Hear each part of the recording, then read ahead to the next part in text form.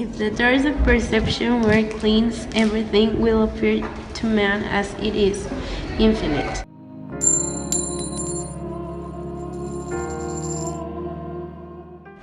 Born on November 28, 1757, William Blake in his early childhood started to claim that he had visions inside his mind, talk about seeing God's face through his window, and also about angels passing by the countryside. Being as different as he was, never went to a conventional school.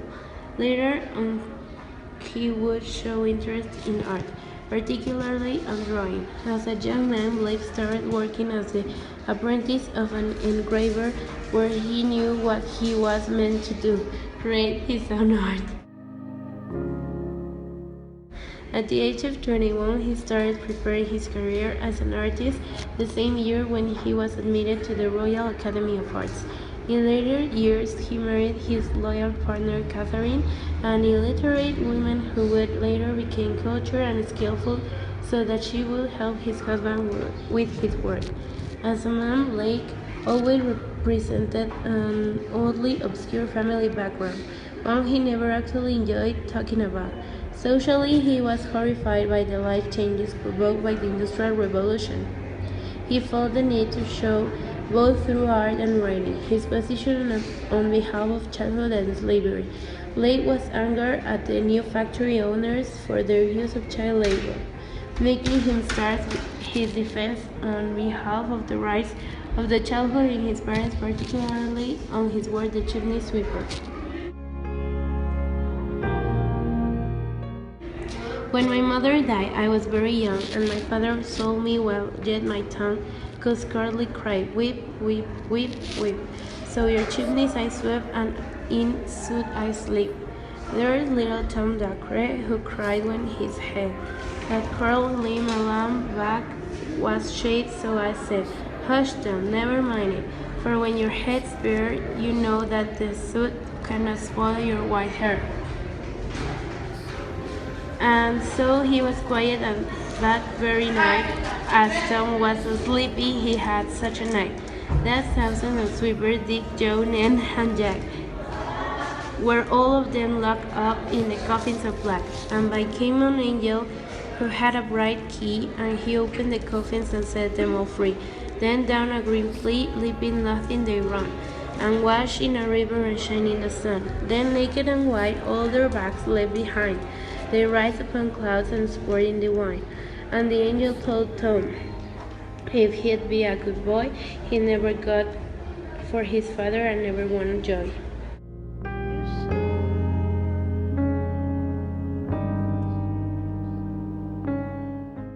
More about his work, he was multifaceted.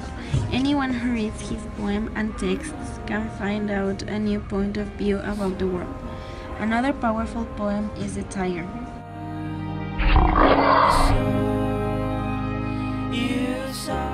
On the spiritual opinion, this poem is an open window towards Blake's deepest thoughts and revelations. It talks about how one must follow the spirit and imagination of the poet's mind.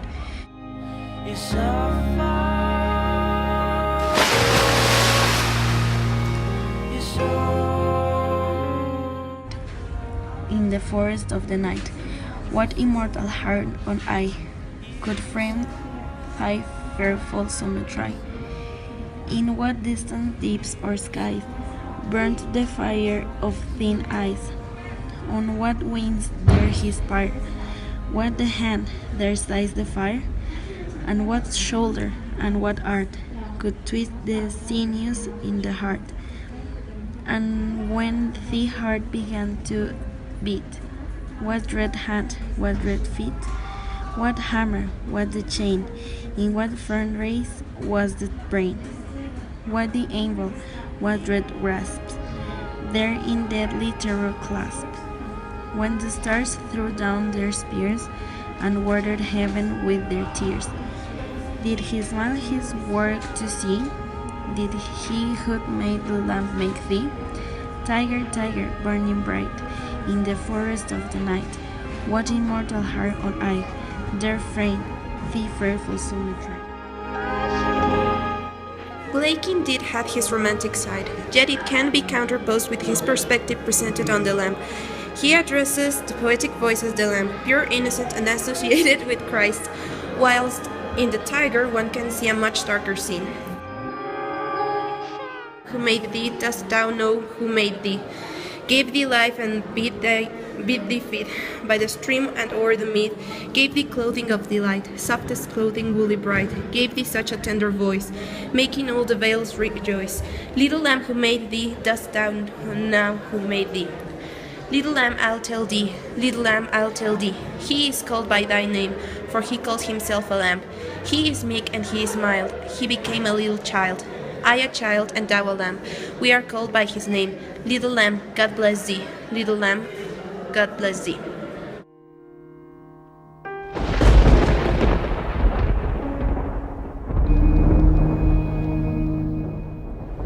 Religious beliefs were also portrayed in Blake's work. A piece that has these aspects is A Poison Tree, where Blake argues the religious doctrines that are cruel and the cause of harm towards believers, particularly to children, where it also warns about the dangers of emotional repression. Do not hold grudges, for it will develop into something dark, poisonous.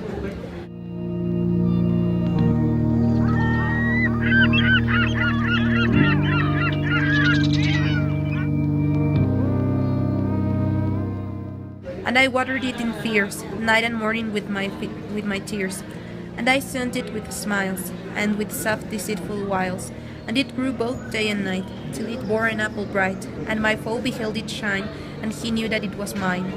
And into my garden stole, when the night had veiled the pole. In the morning glad I see, my foe outstretched beneath the tree.